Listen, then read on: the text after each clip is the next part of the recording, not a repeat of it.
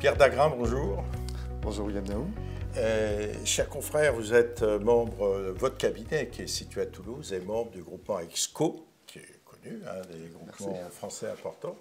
Et vous avez dans votre cabinet, pas forcément pour tout EXCO, mais parce que je crois qu'il y a une certaine indépendance possible pour chacun des membres, des 24 membres, je crois, du groupement EXCO. Chacun va à son rythme, on va dire. Bon, alors on va parler de votre cabinet qui est situé à Toulouse. Est-ce que vous pouvez déjà, dans un premier temps, le présenter, chiffre d'affaires, type d'activité, etc. Et on en viendra à la partie tenue de comptabilité, pour discuter de la digitalisation, de la numérisation des comptabilités. Tout à fait. Donc mon cabinet, c'est un cabinet de taille humaine, qui fait à peu près 2 millions d'euros de chiffre d'affaires, réparti de manière assez classique, 40% audit, 30% surveillance de comptabilité, 30% de tenue de comptabilité. Pour la partie tenue de comptabilité, puisque c'est le sujet qui nous concerne aujourd'hui, nous sommes de manière historique, on a été CCMX, Quadra, voilà, donc des solutions solides qui satisfont un grand nombre de la population, mais ça fait assez longtemps qu'on réfléchit au sujet de l'amélioration de la productivité sur ce type de mission et également de pouvoir réinternaliser la comptabilité chez nos clients pour faire de la comptabilité un véritable outil de gestion. Pour cela, on a étudié plusieurs solutions, à trouver un outil qui soit un outil intégré et qui permette de pouvoir organiser le système d'information en fonction de l'activité et de l'organisation interne de l'entreprise. Donc on a utilisé des outils qui sont sur le marché, mais qui n'étaient pas suffisamment intégrés. Et du coup, on a participé à la création d'une solution qui s'appelle Théogest.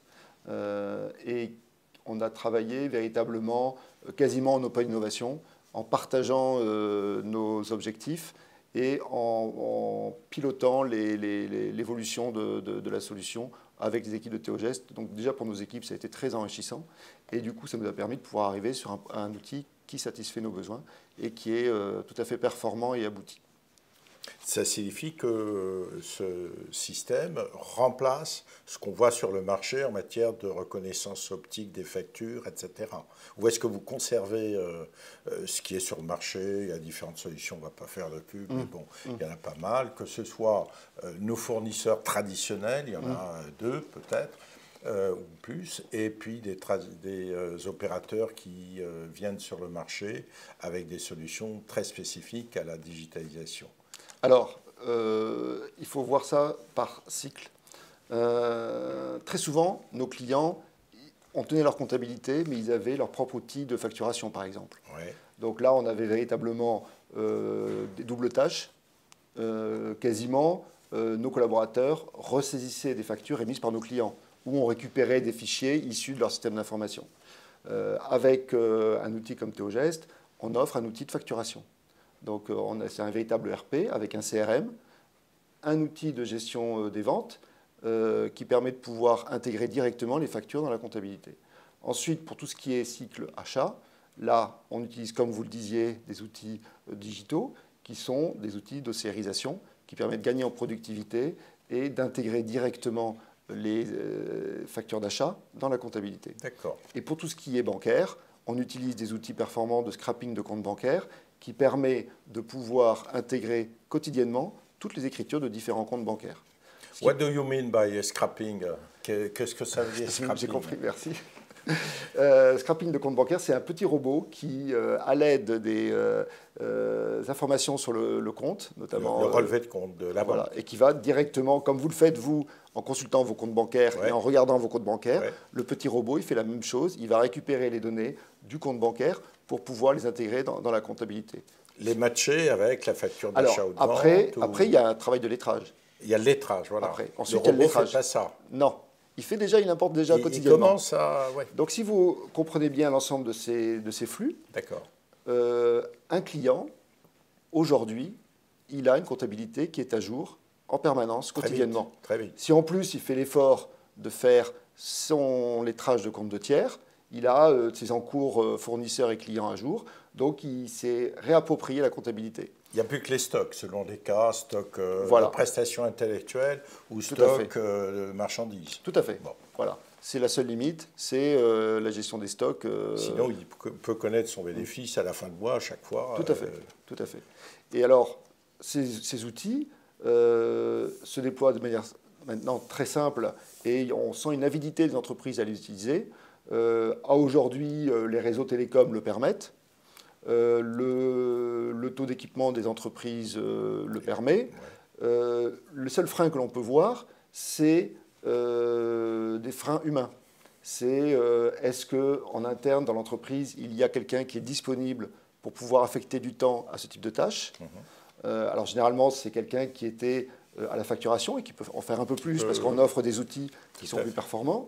C'est aussi avoir quelqu'un qui a la rigueur administrative, qui n'est pas une phobie administrative, comme on peut le trouver chez certaines personnes. Et puis ensuite, il faut quand même, à un moment donné, que cette personne qui est affectée à ces tâches-là ait un peu de compétences comptables. Et si ce n'est pas le cas, on paramètre le logiciel pour lui permettre de faire certaines choses. Soit on fait des schémas d'écriture, soit on lui ferme certaines options pour véritablement cadrer la personne qui fait ça. Sur sa compétence. Voilà. Et puis, au fur et à mesure que l'on voit la compétence évoluer, la compréhension de la partie double, parce que ce n'est pas évident quand même, on fait des études pour comprendre ça, eh bien, à ce moment-là, on débride l'outil et on lui donne beaucoup plus de possibilités, de fonctionnalités, on ouvre le champ des possibles et on débride ses capacités à pouvoir faire plus, ce qui permet de pouvoir dire à l'entreprise, aujourd'hui, votre outil de gestion, c'est la comptabilité. Ce n'est pas un autre outil qu'ils auraient bidouillé sous Excel. La comptabilité n'est plus simplement quelque chose qui leur est imposé pour des questions juridiques, comptables ou fiscales. C'est un outil qui leur permet de gérer leur entreprise. Et alors, quelles prestations de gestion supplémentaires apportez-vous pour quand même remplacer la disparition d'une grande partie des tâches basiques matérielles? C'est quoi? Alors, vous proposez quoi? Des business plans, des prévisions de trésorerie? Enfin, je ne sais pas. Alors, déjà, c'est clair, le business model change. Donc, du coup, on vend toujours des heures, mais des heures de collaborateurs un peu plus diplômés, qui font de la révision de compte et également du conseil.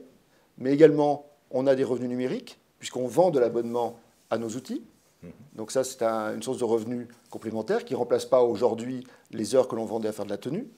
Mais aussi, selon la taille de l'entreprise, on vend un setup d'intégration de notre ERP dans leur organisation. Donc ça, c'est un temps d'analyse, de paramétrage, de formation. Et ça, c'est une source de revenus aussi qui est intéressante. Et puis, ça permet de pouvoir, à l'intérieur de notre budget, réévaluer le taux horaire, puisque les collaborateurs que l'on affecte à ce dossier sont d'un niveau supérieur que simplement un opérateur de saisie. Et donc, vous retrouvez de la marge. Et l'économie, alors avec le recul, depuis 5-6 ans que vous êtes entré dans cette modernisation de vos process, vous diriez, vous avez gagné quoi? 2 points de marge? 5, 10, 15, 20 points On n'a pas suffisamment de recul pour pouvoir le dire. Ce qui est sûr, c'est que les profils des collaborateurs que l'on recrute ne sont pas les mêmes. On est beaucoup plus attractif dans notre recrutement. Donc, on a des collaborateurs qui viennent chez nous parce qu'on a des moderne, outils, on va dire. Voilà, des outils qui sont du niveau que l'on peut attendre aujourd'hui dans un environnement numérique en transition. Et puis, c'est également une démarche commerciale qui est beaucoup plus forte. Oui, c'est un avantage concurrentiel de pouvoir avoir un discours moderne. Tout à fait. Pas seulement, c'est aussi, on adresse notamment, on est très impliqué dans tout l'écosystème des startups, notamment en étant présent dans les incubateurs. Et c'est vrai que proposer ce type de produit, alors nous on a l'impression d'être hyper pertinent, mais pour eux ça leur paraît basique. Naturel, hein. Voilà. Basique.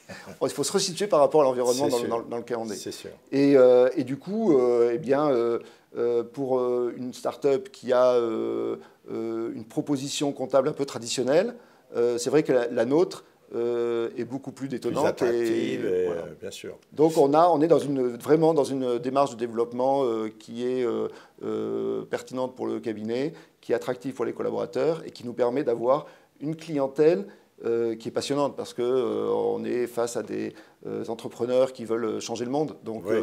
eh bien, on va le changer avec eux. Oui, c'est très bien. Et alors, d'ici 5 ans, enfin, je sais pas, l'avenir, c'est quoi les grandes... vous attendez quelle évolution technologique ou quel process nouveau, puisque vous êtes au front hein, sur ces sujets? Bon, c'est vrai qu'aujourd'hui, dire qu'on offre à nos clients des outils en mode SaaS, c'est plus tellement innovant. Bon, c'est le b.a.-ba en fait pour un expert comptable d'avoir de maîtriser ce type d'outils.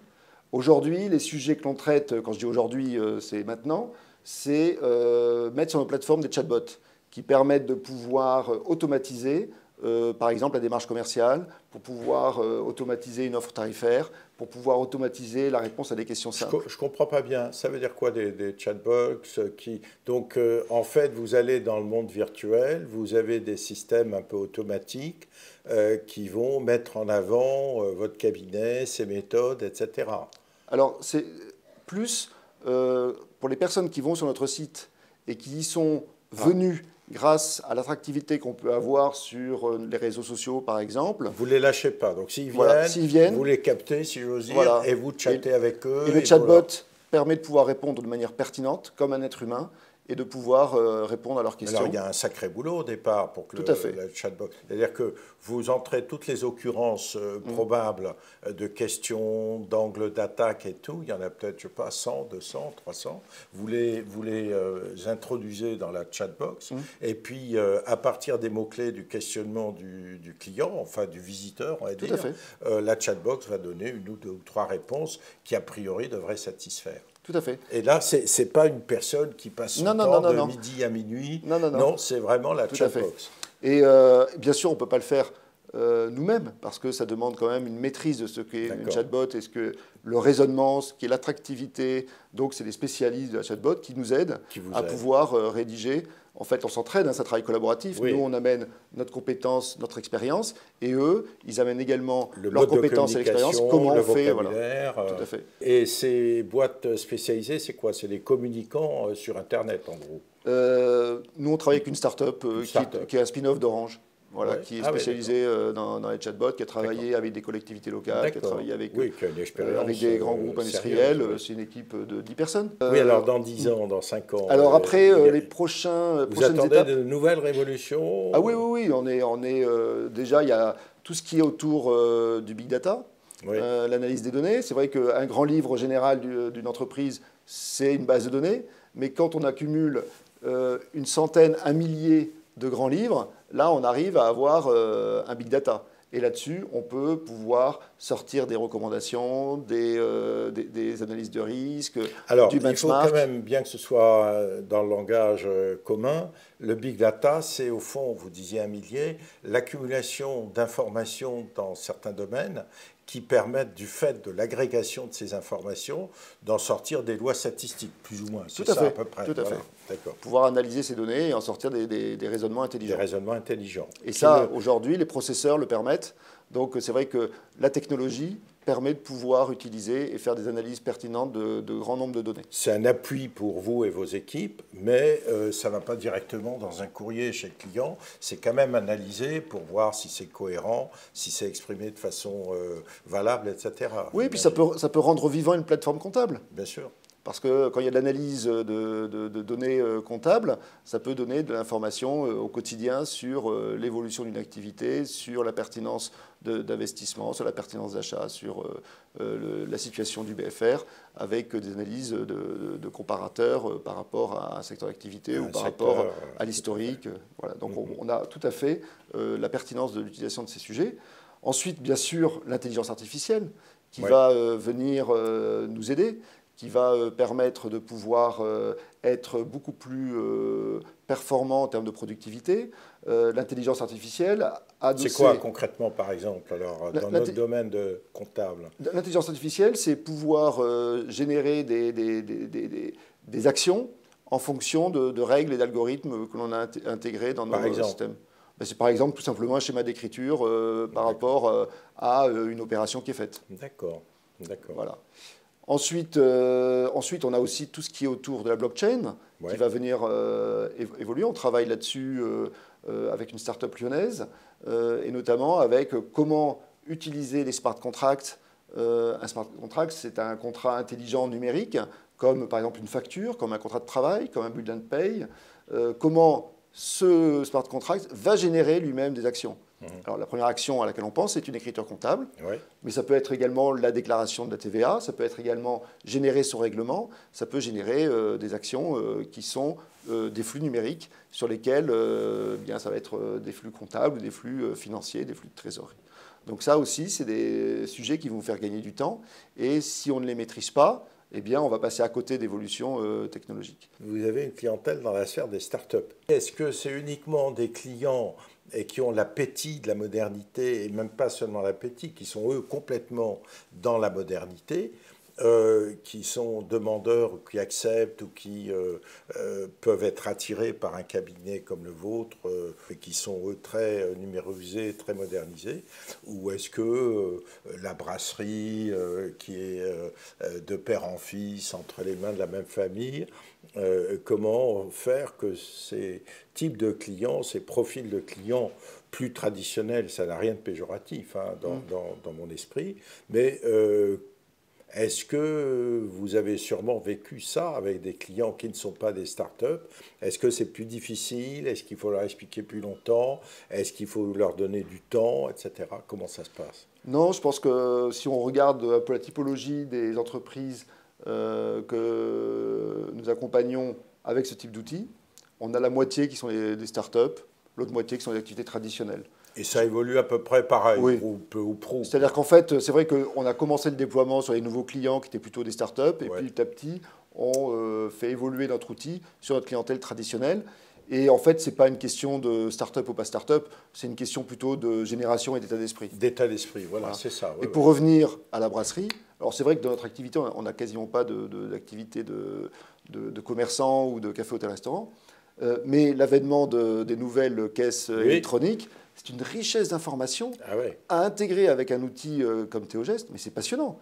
On retire tout ce que l'on veut et là, il y a vraiment un cap à faire passer à ces activités qui peuvent être vraiment des précurseurs dans la digitalisation de leur comptabilité. Vous avez dit beaucoup, c'est formidable. Est-ce que vous avez d'autres observations, conseils à donner? Qu'est-ce que vous diriez à un confrère ou une consoeur qui se dit « ouais, j'y connais rien, c'est compliqué, je ne sais pas la voie choisir, il y a tellement de prestataires ».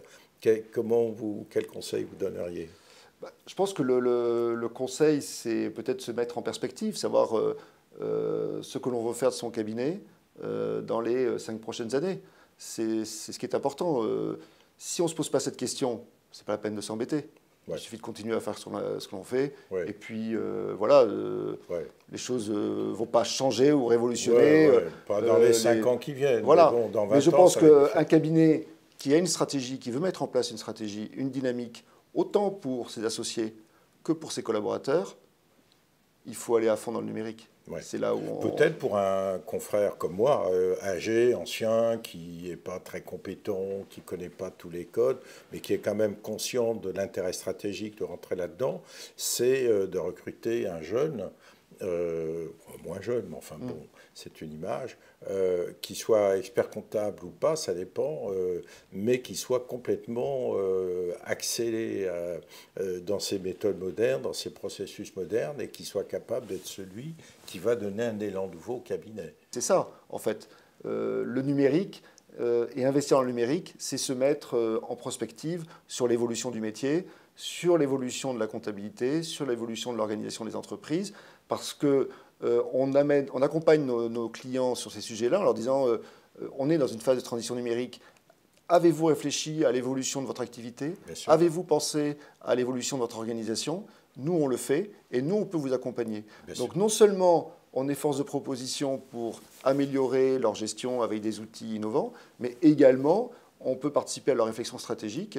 Pour eux-mêmes, pour leur propre gestion, bien sûr. Puisqu'on l'a fait pour nous. On s'est questionné sur comment l'organisation du cabinet va évoluer, parce qu'on a parlé d'évolution dans le numérique, mais c'est aussi important de réfléchir comment au sein du cabinet, on va organiser nos dossiers qui vont disparaître, nos dossiers de travail, donc qui sont numériques, comment on repense nos process internes, nos flux de relations avec nos clients. Donc tout ça, c'est un travail de conduite du changement qu'il a fallu mener. Donc c'est une réflexion qui est assez profonde, parce que ça paraît facile de dire je choisis un outil et je le développe chez mes clients. Ouais. Mais c'est aussi comment je repense l'organisation de mon cabinet. Donc c'est la réflexion stratégique, elle va assez loin. C'est réflexion sur l'évolution des outils, réflexion sur l'évolution de la relation client, l'évolution de notre méthodologie de travail, notre organisation interne. Et de la prestation qu'on offre aux clients. Et du business model. Et du business model. Parfait. Merci, Chapeau.